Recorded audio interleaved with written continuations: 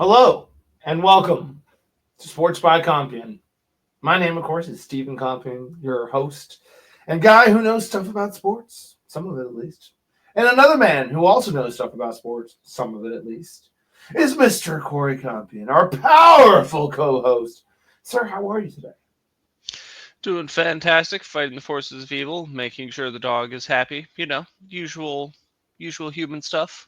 Very important business, Corey. We are glad you are attending to these things. It's what makes the world go round, and people don't quite realize that, but it is true. It's happy dogs. If the dogs stop wagging their tails and Right. we stop getting forward momentum in the spin, and then we get an Yeah, ice age and everyone dies. So we have to for keep the sure. dogs happy. Gotta keep the dogs happy. If nothing else, keep the puppers happy. It's very important stuff. You know what else is important, Corey? MLR has just about everybody set for their playoff run. UFL has their conference championships set up. And it's time for Sports by Compian to hop in there and act like we've been paying attention all season and totally know what we're talking about and give you guys some details about it. Isn't it exciting? Dude, I'm so ready. I'm locked in with this. This is going to be great. It's going to be awesome. We're going to start with UFL as they have now settled into who's going to be the UFL conference champions. Or no, wait, none of that's correct. Let's just watch these highlights. It's good stuff. So we got St. Louis Battlehawks traveling to DC. I believe this one was in DC. Basically, this game ended up being sort of what you would see as a preseason game in the NFL because like 3 weeks ago or whatever it was already kind of locked in who was going to be in the conference championship because the other teams had just lost so many games that this was decided forever ago. And basically, we get down to this last week, and St. Louis isn't starting their starters. You know, Max Duggan is sitting for this game, and you can see the same from DC defenders. And bam, not our boy Akeem Butler though. He stays out there. Akeem Butler, Gotta get rewarded by someone, right? He's so underrated. But the thing is that he just disappears for like tons of games where he has no stats whatsoever. He has like these hot games where he gets like 180 yards, 2 touchdowns, and then just goes away for But weeks. I think he's still the league leader, isn't he? Well, because his hot games are hot, dude. That's what I'm saying. Like that could be a receiver 3 for. Hey, look at this. That's nice, man. Like that was some decent coverage by 5. Like, yeah, there was definitely the angle, and the quarterback put it in the right spot. But that's a nice angle there. And then they're getting all kinds of production out of this run game. They have all season. It's kind of their bread and butter and how they're scoring their touchdowns. Besides Jacob Sailors, they got a couple different guys in there who really get the job done. Is he the guy that came over from the NFL? McFlurrin, maybe. I know somebody came over from the NFL. So, your old 2-yard punching. You got to love it. Then DC defenders get the ball. Hell of a kick return here. Except for not against our boy Rigoberto Aguayo. He doesn't allow this kind of stuff, Corey. He is going to get another shot in the NFL. He's got to. He's been nailing it for the Battlehawks. He's hitting 50-yarders like it's, everyday occurrence. And this is what the Battlehawks do best. They just love to sack the quarterback. Just piles of sacks all the time from your St. Louis Battlehawks. They have a hell of a defense. But, Corey, they haven't gotten past a conference championship game yet. They have been like pretty much in every UFL conference championship, and they just never make it past. So don't quote me on that. They might have lost in the first round, but basically they suck in the playoffs, and they really need to not do that this year. They have the best record in the UFL. Go out there and show that you're the best team now, Damn, all of a sudden got super wet. Did they have like a delay of game for rain? I don't know if it was a delay of game, but the field is soaked, dude. Look at this because over here. It was dry a couple plays ago, and now it's like torrential downpour. Aldi Field doesn't have very good drainage. Oh, shoot. Oh, wow. Oh, yeah. Boys are jumping on loose balls out here. Water's definitely coming into play now. Oh, wow. It's wild out here. Yeah, the rain is definitely coming into play. Oh, they got a safety on that last seat? Yeah, hold on. We got back up. I'm sorry. We got back up. Oh, so he gets sacked right away with that terrible field position. Tough. Right here. Oh, you just see the disappointment on our boy's face. He hates it. You hate to see it.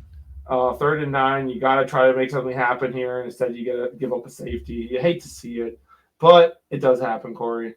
Trying to throw a wet ball when you're in the end zone is a bold strategy. That is true. Maybe sometimes you just got to take the L, right? Or just run it. Just run out of there. Your run game's been working. Anyway, so we punt the ball off. DC defenders get the ball back. Dude, this return man's just moving like it's not raining out here. Jeez. Is that Roberto again, making sure he didn't get away? Dude, Roberto's all over the field. Don't underestimate him. 27 for the Battlehawks. I don't know what his name is, but he has dope-ass neck brace, and he plays really good football. Another sack for the Battlehawks. You love to see it. Their D-line is so good, man. They got the sack leader of the UFL on their D-line, too. Who the heck is number one? All right, number one. Let's go. I have not seen this guy at all this year. He looked like a quarterback or something. That was a hell of a cut. No gloves. He's just a little fella. Well, I mean, it's kind of tough to do gloves in the rain. True. And then, just go back to pounding the ball into their gut. They seem to like that. Oh, wow. He's running hard. So Sailor's injured? Or is this guy just kicking so much ass they're just giving him the ball the whole time? Is Sailor the guy that came over from the NFL? Because I know there was, I think an ex-Dolphins running back that bounced into this league. I'm not sure who he's playing for, though. I mean, I'm sure a lot of these guys are ex-NFL guys. Yeah, that's true. But Rigoberto he used to be with the Colts. Yeah, I remember him. Yep. Oh, okay. A little option out here. Nice. You can see DC Defenders also have their backup quarterback in. Obviously, you don't want to get Tua hurt. Not Tua, Tamu. So is it guys like Luis Perez and Tamu are just not going to get a shot? And the NFL, is that just how it works? They're just like, dude, we've seen you playing down there in the spring league for years now. We're not impressed, man. You can put up good numbers, but we still don't care. Tamu played on the Panthers for a minute, didn't he? No, you're thinking of what's a dinger's name? Something the third. Oh, PJ Walker. Walker, yes, sir. Is Walker still in the NFL? Dude, we just kicked the ball. I don't know, actually. I think he was with the Panthers last time I checked, like a couple of years ago. I don't know if it was last year, though. Like I said, vague details here on Sports by Compian. So basically what's happening, Corey, is DC is getting nothing going on offense. They have no offensive game to speak of, but they got their and they're getting blocked. Sad This must time. be such a miserable game to watch. It doesn't matter. So there's no starters in. It's like just super rainy, so you're sitting there getting drenched also. Yeah, no, that's a good point. This is not like although Michigan had really good numbers for attendance this last week. Maybe it wasn't fucking cheating down rain. And they're still not the worst for attendance either. The Showboats have terrible attendance. Well, and to be fair, I don't recent transfer. Well, they started up last year, and I don't think they've won a game this year. That's for sure. I think they won. The Showboats, I think, came over and beat DC, didn't they? Oh no, that was the problem. Their only win of the year was against DC. For that game, we happened to be there, dude. For me to call that, I'm just saying, Corey. It was magical moments, dude. It was a magical moment. No one believed you. Nobody believed me, Corey, but I believed me. I still don't really believe you. I still am shocked that it happened, but they are, in fact, 1-9, and that is their only win. But anyway, so you can see this was pretty much a slugfest, Core. I think that maybe like the Battlehawks get another. Oh no, okay, defenders get the ball back again on some. Just a lot of defense. A lot of defense going on. They somehow got it back. Oh, nice. Okay. Anyway, so sad times over here between the Battlehawks and St. Louis. DC Defenders. But ultimately, it's one of those preseason games because you're about to play these guys next week. I don't know if it's next week. I think it is. And you're not going to show any of your playbook. You're not going to have your starters play. So that's probably also why we didn't see Sailors out there. Although 41's certainly put on a show. Yeah. So we'll see who takes that game next week. Like I said, Battlehawks need to figure it out, get past the conference championship. They beat the Defenders twice now within in season, so they just need to take care of business. That receiver number one also definitely made got himself a couple catches. Definitely put on a show. Staying fresh. Yeah, number one. Yeah, he was out there doing stuff. So anyway, let's get to our beloved Chicago Hounds, who played after Chicago Carfu played, which shout out to friend of the show, beloved co-host for all of our rugby episodes when we can get him. George McHattie was a starter for your very own Carrefour Chicago as they took on Minnesota this past Saturday. Was out there playing flanker, running around, making tackles, representing the Sports by Compian brand, and he did a heck of a job of it, Core. Unfortunately, the rest of the boys were struggling with this whole tackling thing. Dude, but shout out to Minnesota. Holy shit, their pace was beautiful. They, as Frank, another person who's come on this show, pointed out, they had one phase where they moved the ball all the way down the line with passes, and then when it got down to there, they passed it back the other way again. No drops, just perfect ball movement. Everybody has to touch the ball twice. That kind of pace will win you games. Basically, Chicago put up 2 tries early, and it was 10-0. We're feeling good about ourselves, and suddenly Minnesota just gets the ball and fucking put up like fucking 5 tries in a row or something. It was ridiculous. And they're making all their kicks. So eventually put Chicago in a hole in the first half. Chicago kind of came back in the second, but ultimately Minnesota was probably the better team. They ran such good lines, man. It was crazy. And they didn't miss a lot of tackles. Held up a couple tries. It was quite a slugger knot. Second game, Chicago did win. I wasn't there for that one, so I won't speak on it, but there is some videotape of George making some beautiful tackles. So once again, shout out George McCaddy. We do love you here on Sports by Compian. Anyway, Corey, after all that took place, the Chicago Hounds hosted NOLA Gold. And as they've done for the last couple of years, they beat NOLA Gold. You know, they've kind of had their number for the last couple of years. Obviously, kind of a down year for NOLA Gold. They find themselves now with like 3 or 4 wins on the year. I think there's still a couple weeks left, so we'll see how they end out. The whole league is so competitive. Like, you're never going to get a super easy win, but by any of those type of standards, this was kind of a bit of a domination here by Chicago, obviously. It looks like they were on their territory quite a bit, 60%. Yeah, they were over there putting pressure on them. It's interesting that like they have the most. They had a lot. Okay, good lord, I'm going to vote for this. You can leave me alone. No, I don't want this. Leave me alone. Display will be publicly visible and it's required for you to vote. Okay, dude. Frank, we're going to put this vote in for Frank. Frank believes. He would definitely believe in Chicago to win that game. But yeah, so what? Oh, good, it's back. So what I think is interesting here. Glad it's back. We missed it. What I think is interesting is that Chicago put up way more points, and they had more possession, and they had more tackles. So that's interesting. Because, like, how did you get more tackles even though you were scoring more? It's kind of funny. What is carrying meters? That's meters they carried for. So I guess they would. Nola actually out-carried them, yeah. So they had longer possession. They just couldn't convert. They just couldn't score. Yeah. Weird. Yeah, Chicago nails all their kicks. Nola only gets one of their kicks. That's definitely a factor.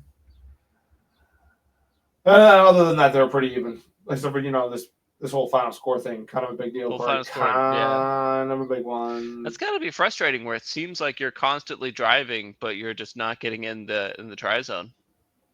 But anyway, all the boys cashed in on this one. I think Chris Helsbeck, he's in 9, isn't he? Pretty sure he's in 9. Let's see if I got the actual. Let's see how many tackles our boys got. James Scott got 12.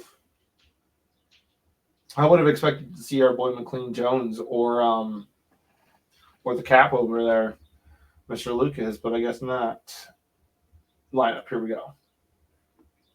Yeah, so the number 10 had the most points because obviously he was nailing his kicks. USA Eagle Bryce Campbell gets 5. Good day at the office for the boys as they get ready for this huge game against Houston, which they really want us to vote on who's going to win this one. It's because basically both these teams already have their playoff spot locked up. There's only one more playoff spot, Corey, and that is on the west side, the Western Division. And that's going to come down to a game between Seattle and DC, or did that already happen? Oh, my goodness, Cody. No, this is to be determined down there, so it seems like there's one playoff spot left. But definitely there's one more playoff spot. No, this isn't going to tell us anything useful. So anyway, there's still some rugby spot to be played for that last playoff spot. But either way, the SaberCats versus Chicago is interesting because these two teams are good. But the Hounds are in. So the Hounds are in. SaberCats are both playoff appearance? No, they went all the way to the Western Conference final last year, and then they got moved to the East. Cool. Yeah. But yeah, they're going to play the happen. SaberCats. It's a bit of a rivalry recently because it was such a close game. Their last time these two teams played earlier in the year. Real slobber knocker, real close game. So it's going to be another really good one. It's going to be at SeatGeek, so the boy may or may not be there. Who knows? Love that. Probably not. Kind of got to work, but we'll see. Either way, it's very exciting times in Chicago as they gear up for a playoff run. Will they make it all the way to the conference final again? We shall find out because it's not going to be easy in the East. You know, you got the Jackets have once again resurged. And they're like, no, we're serious stuff. You guys need to take us seriously, all these type of things. Who else is in the East that's gone in the day? Oh, good old Glory, dude. You can never out discount old Glory. And the Sharks are so frisky themselves. So it's going to be a frisky East. We'll see who makes their way out of there.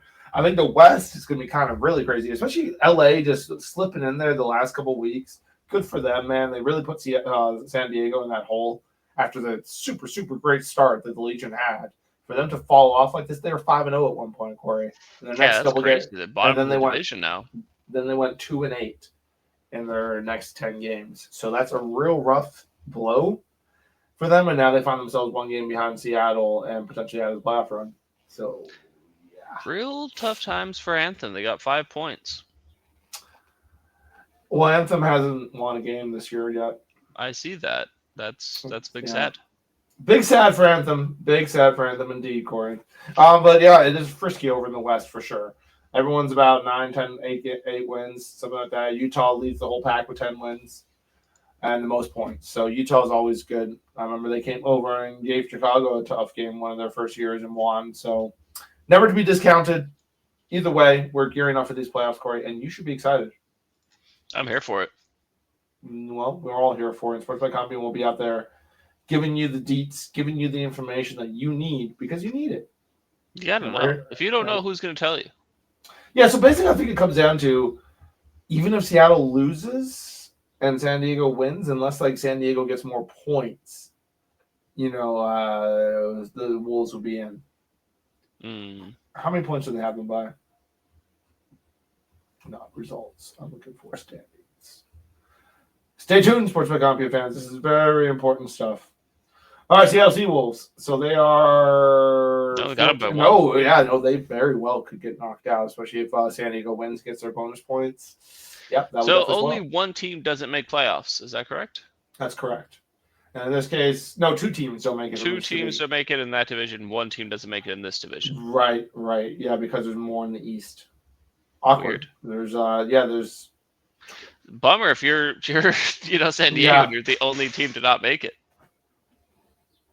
Yeah, because they would have a chance of making it over here, and they have more points than some of these guys in the East who are making it, like Miami. Interesting stuff, Corey, but that's the way the cookie crumbles for San Diego. You gotta have divisions. That's why you should also not, go 2-8 in the previous 10 games. It's not good. It's not good for making the playoffs. Yeah, no. Anyway, we got to wrap this up here at Sports by Compian. We've talked to you about UFL, Corey. We've talked to these fine folks about MLR. We've explained what we know about it, and then we did some research right here on air to find out the details that they needed. And now we've come to a good conclusion. Do you, Corey, have anything you need to share with the public, though, before we move on with this evening, day, wherever you guys are listening at whatever time? Just keep your dogs happy or the world will stop rotating, and that's we got to get back for everybody. Great point to get back to close this out. Do not forget about keeping your animals happy. Cats matter too. Cats will also. They also wag their tails. They'll conspire. That's the thing about cats is they'll come up with some stuff if they feel like they're not being treated well. Next thing you know, you'll be dealing with a kitty strike. Similar to a union strike, but it's no. They'll just go on strike. Oh, okay. Yeah. Yeah, you don't want that.